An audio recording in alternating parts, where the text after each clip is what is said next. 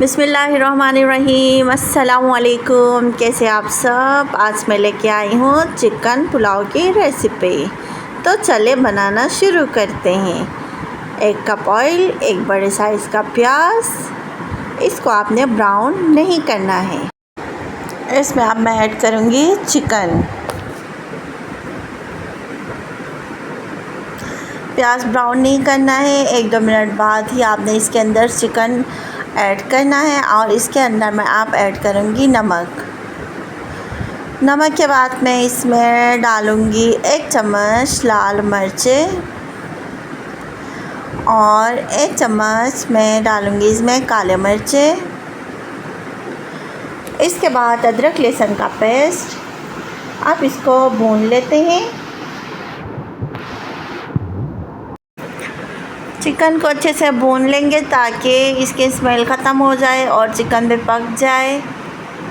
اس کو اب ہم رکھتے ہیں 5-6 منٹ کے لیے ڈھک دیتے ہیں تاکہ چکن گل جائے۔ اب اس میں ایڈ کروں گی دہی، 3 چمچ دہی کے۔ دہی آپ کے پاس ہے تو آپ ایڈ کر سکتے ہیں، اگر نہیں ہے تو کوئی مسئلہ نہیں، آپ اسکپ کر سکتے ہیں۔ آپ اس کو کرتے ہیں مکس۔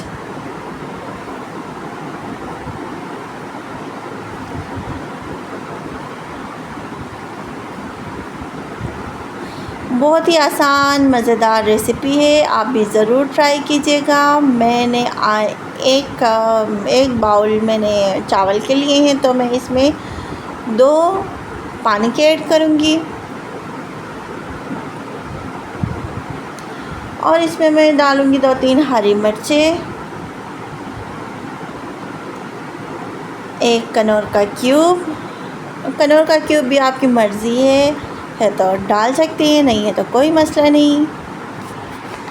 اب اس میں چاول ایڈ کروں گی، جو کہ میں نے پہلے آدھے گھنٹے پہلے میں نے بھگو کے رکھا تھا۔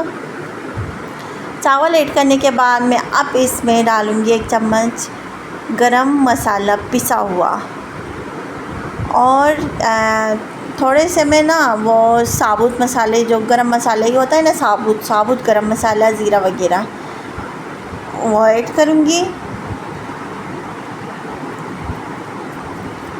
اب آپ نے اس میں زیادہ چمچ نہیں چلانا ہے تاکہ چاول ٹوٹ نہ جائے۔ اب اس کو ڈھک دیتے ہیں۔ یہ دیکھیں پانی بالکل سوکھ چکا ہے۔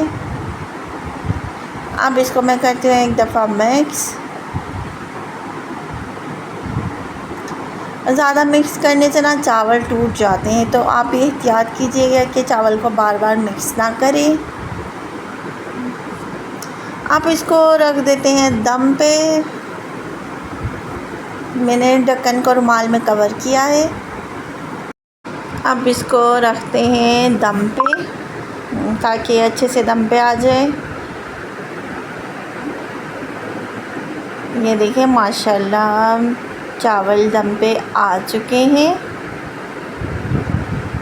یہ دیکھیں بالکل الگ الگ کھلے کھلے چاول بنے ہیں۔